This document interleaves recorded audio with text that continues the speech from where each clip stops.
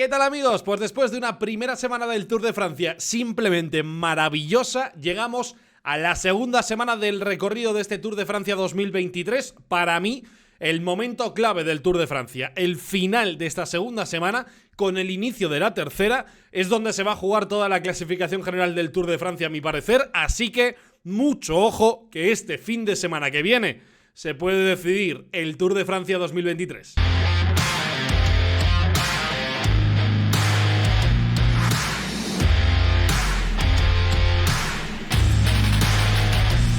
¿Qué tal? ¿Cómo estáis? Pues después de una primera semana loca, con muchos intereses, con muchas etapas muy interesantes y con distinto perfil para que los favoritos de la general peleen por la victoria final en este Tour de Francia, creo que entramos en una semana más tradicional del Tour de Francia, con su encadenado de montaña viernes, sábado y domingo, que ahora pasamos a analizar, y los días previos con etapas muy interesantes para los cazadores. Una semana en la que veo muchas opciones de que veamos a Van Aert, Van der Poel, Alaphilippe peleando por sus objetivos individuales, ¿no? Que hasta ahora a Van Aert no le ha salido, Van der Poel ha sido más lanzador que peleando por sus objetivos, y Alaphilippe lo ha intentado también, pero tampoco le ha salido, ¿no? Por ejemplo, mañana mismo, ¿no? Mañana etapa 10 del Tour de Francia, 167 kilómetros, 5 cotas en el perfil, tercera y una de segunda categoría. Ninguna es excesivamente dura, pero lo que no hay es mucho llano, ¿no? Es una etapa en la que todo el rato se está subiendo y bajando, con lo cual día ideal para los cazadores de etapa. La última cota está a 30 de la línea de meta, el sprint intermedio, por ejemplo, también está colocado en una especie de subida, o sea que es un día en el que podemos tener varios intereses entre aquellos que quieran gazar una etapa y a ver si la lucha por el maillot verde, a pesar de que Philipsen lleva 3 victorias ya, se abre un poco, ¿no? Con Pedersen, con Brian Cocard, que parece que lo están peleando más que nadie, pues se meten en este tipo de escapadas e intentan sumar puntos y hacer daño a Jasper Philipsen. Pero lo de mañana me parece un día interesante, ¿eh? No hemos tenido tantos días en el Tour para que pelee por la victoria de etapa alguien que no venga desde el pelotón, y creo que lo de mañana es un claro ejemplo de un día para la escapada. Sobre todo porque al día siguiente, etapa 11, miércoles, tenemos una etapa que teóricamente debe ser el sprint y el único día relajado de esta segunda semana del Tour de Francia. 180 kilómetros prácticamente, 3 cotas de cuarta categoría, muy lejos de la línea de meta todas. Por lo que hemos visto hasta ahora y por cómo se ha dado la narrativa de la primera semana, supongo que mañana sea un día en el que se pelee mucho por la victoria de etapa, y en esta etapa 11 sea un día más relajado y en el que los equipos de los sprinters, los muchos equipos de sprinters, busquen la opción de pelear otra vez para conseguir la victoria de etapa, y Jasper Philipsen buscando su cuarta victoria, ¿no? Con el tren de Alpecin, que es el que está dominando este Tour de Francia 2023. Creo que este día es el único día calmado de toda la semana. Y ojo, porque os decía que es una semana muy para los Van Aert, Van der Poel, Alaphilippe, por ejemplo, por el perfil de esta 12ª etapa del Tour de Francia. Jueves, un día de 168 kilómetros con también un buen número de ascensiones y sobre todo con las más duras en la parte final de la etapa, ¿no? Ojo, le han puesto bonificación a ese Col de la Croix-Gaussière de segunda categoría de 5 kilómetros 300 al 7,6%, que se va a coronar a 29 kilómetros de la línea de meta. En teoría, este día es un día para que peleen los cazadores por una victoria de etapa, pero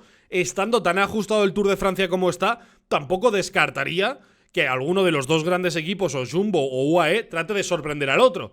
Y si hay alguien que tiene que tratar de sorprender este día le viene muy bien a Tadej Pogačar, y sabemos que ahí Tadej Pogačar es un ciclista que hace muchas diferencias. Digo, no creo que pase nada porque viernes, sábado y domingo hay montaña, pero estando tan igualado el Tour, tan en detalles, dejo ahí el detalle de que esa última cota está bonificada, que son 5 kilómetros al 7%, cerca de la línea de meta, y que es el típico día que se te puede volver muy tonto y te puedes tener una calentada encima impresionante. Pero supongo que sea un día para cazadores de etapa, supongo que sea otro día para divertirnos por ver quién se lleva una victoria de etapa. Y llegamos a lo que os decía, para mí clave en este Tour de Francia, el final de la segunda semana unido a los 2 primeros días de la última semana con la crono y la etapa reina. Son 5 días, con un día de descanso entre medias en los que Jonas Vingegaard y Tadej Pogačar van a tener que pelear por saber quién va a ganar este Tour de Francia. Desde Jumbo-Visma han dicho que están tranquilos porque llega el terreno ideal para Jonas Vingegaard, creo que pensando en el encadenado de este fin de semana.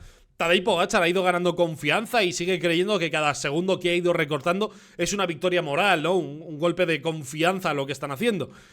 La verdad es que vamos a llegar con muchas dudas y sin ninguna certeza a un fin de semana muy interesante. La etapa del viernes es la única etapa de este Tour de Francia que me cuesta trabajo entender, os diré, porque son 137 kilómetros con el ascenso al Grand Colombier, la única etapa unipuerto realmente, porque la de ayer de Puy-de-Dôme no la consideraba del todo unipuerto, pero esto es claramente una etapa unipuerto, a una ascensión en donde ya ganó Tadej Pogačar al sprint a Primož Roglič en 2020, una subida de 17 kilómetros y medio al 7%, bastante constante, algún tramito de descanso, algún tramito por encima del 10, sobre todo la rampa final, con lo cual es una subida en la que veo normal que pase algo como en la etapa de ayer, ¿no? Una fuga grande, ojo, no se metan este día en la fuga alguien que pueda poner en jaque la general y entonces ya haya más ritmo y el día sea un poquito diferente, pero al final son 140 kilómetros, creo que no va a tener mucho efecto eso, pero bueno.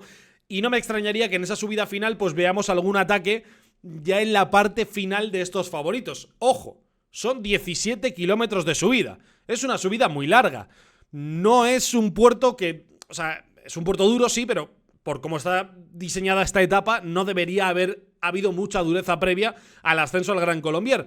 Pero es un día que, sabéis, siempre se puede aprovechar para hacer muchísimo daño. Así que, ojo a lo que pueda pasar este final unipuerto. Creo que este día es bastante más para Tadej Pogačar que para Jonas Vingegaard. Cuidado, alerta momento clave en el Tour de Francia. Etapa 14, sábado que viene. Para mí, subrayada en rojo, marcada en negrita, lo que queráis, uno de los días más importantes del Tour de Francia 2023. Para mí, una de las claves de este Tour es esta etapa que vimos en cierta parte en 2016 con esa llegada a Morsín después de superar el Jux Plain. Ahí ganó Johnny Izaguirre. Un día que llovía mucho, por cierto, que puede ser otra de las claves si llueve o no llueve esta temporada porque se termina en descenso y tal. Pero, a ver, es un día de 150 kilómetros, lo que ya puede animar los ataques antes de lo previsible. Se acumulan más de 4.000 metros de desnivel a lo largo de todo el perfil. Hay una parte que para mí es clave. Primero, que se sale subiendo, con lo cual la formación de la fuga ya va a ser muy complicada. Es un día ideal para que haya estrategias de equipo, para que haya tácticas de filtrar a gente en la escapada, gente que está un poquito más alejada en la general, que aprovecha meterse en esa escapada y tiene, para esto que estoy hablando de la estrategia, dos cotas de primera categoría, el Col de Cou y el Col de Feu, que son 7 kilómetros al 7,4, 5,8 al 7,8 en esa primera parte del recorrido, muy duro para hacer. Muy dura la etapa. No hay mucho llano en esta etapa 14 del Tour de Francia, porque después, pasado el sprint intermedio, viene ese encadenado final de Ramás, que son 13,9 al 7,1% a 50 kilómetros de meta. Hay un par de kilómetros que tiene por encima del 10. Descenso, realmente hay 10 kilómetros ahí de aproximación, pero muy de aproximación tampoco. Sí es un terreno en el que, por ejemplo, tener un gregario te puede tener buena parte de sentido, pero que no es que se vaya a perder la dureza del puerto anterior, creo, con estos 10 kilómetros, y se sube ese Jux Plain. Ojo, 11 kilómetros, 600 metros al 8,5%, lo estáis viendo ahí, se corona 12 de meta, los 5 kilómetros finales siempre por encima del 9%, es durísima la ascensión a Jux Plain, que como os digo, se subió en 2016 como último año.